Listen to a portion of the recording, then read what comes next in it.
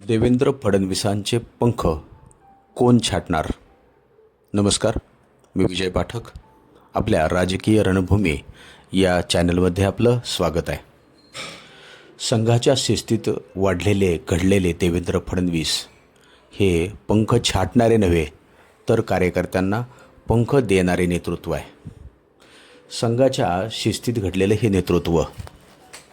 आजच्या राजकारणात अनेक नेते सत्ता मिळवण्यासाठी पक्ष बदलतात, भूमिका बदलतात, विचार बदलतात. पण काही व्यक्तिमत्व अशी असतात ज्यांची ओळख सत्तेनं नाही तर संस्कारानं घडलेली असते. महाराष्ट्रात असं नाव घेतलं जातं ते म्हणजे देवेंद्र फडणवीसजी. काहीजण विचारतात, फडणवीसांचे पंख छाटले जातील का? पण प्रश्न चुकीचा आहे. कारण संघाच्या शिस्तीत वाढलेले नेते, कार्यकर्ते स्वतःच्या महत्त्वाकांक्षेपेक्षा संघटना, पक्ष आणि विचारांनी अग्रक्रम देतात.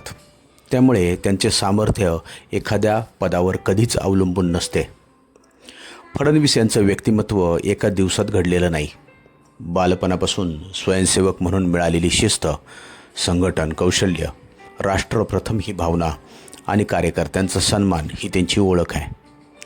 संघात शिकवलं जातं ते व्यक्तीपेक्षा विचार मोठा, पदापेक्षा जबाबदारी मोठी आणि प्रसिद्धीपेक्षा कार्य मोठं. हीच मूल्य त्यांनी त्यांच्या राजकीय प्रवासात सातत्यानं दाखवून दिलीत. आज अनेकांना पक्षशिस्त म्हणजे बंधन वाटतं आहे, पण संघाच्या परंपरेत शिस्त हीच खरी ताकद. फडणवीस यांनी अनेकदा दिलेली जबाबदारी कोणतीही तक्रार न करता स्वीकारलेली दिसून आली. मुख्यमंत्री पद असो किंवा परत उपमुख्यमंत्री पद असो, त्यांनी पदापेक्षा पक्षनिष्ठेलाच महत्त्व दिलेलं आपल्याला दिसून आलं.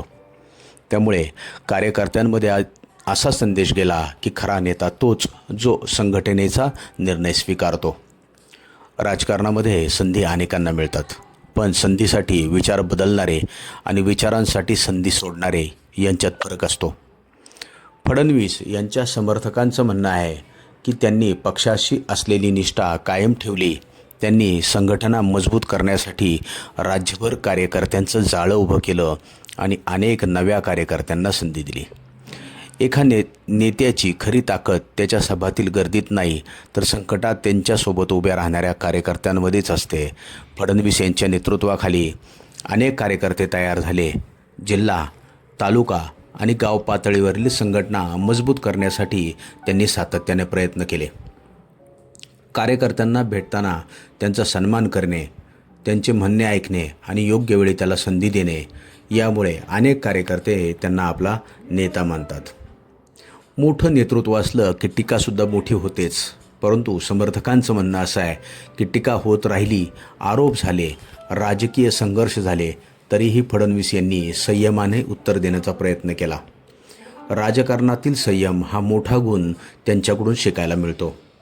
समर्थकांच्या मते फडणवीस यांनी प्रशासनात निर्णयक्षम नेतृत्व दाखवलं. विविध क्षेत्रातील धोरणं, पायाभूत सुविधा, गुंतवणूक, कायदा व सुव्यवस्था आणि विकास कामांवरती त्यांनी भर दिला. याबाबत मतभेद असू शकतात, परंतु समर्थकांच्या दृष्टीनं ते अभ्यासू आणि निर्णयक्षम नेता आहेत. जो नेता स्वतः कार्यकर्ता म्हणून घडलेला आहे त्या व्यक्तीला व्यक्तिपूजा कधीच नको असते. समर्थकांचं मत असं आहे की फडणवीस इतरांचे पंख छाटत नाहीत, उलट नवीन नेतृत्वाला पुढे आणण्याचा सातत्याने प्रयत्न करतात.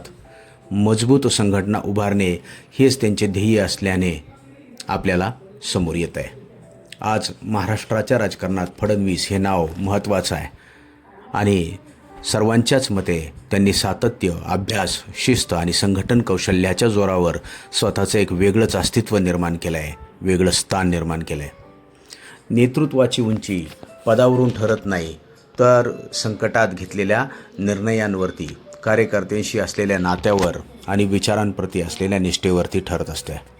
फडणवीस यांच्या समर्थकांच्या दृष्टीनं ते संघाच्या शिस्तीत घडलेले, पक्षाचा आदेश मानणारे, कार्यकर्त्यांचा सन्मान करणारे आणि संघटना प्रथम मानणारं नेतृत्व आहे.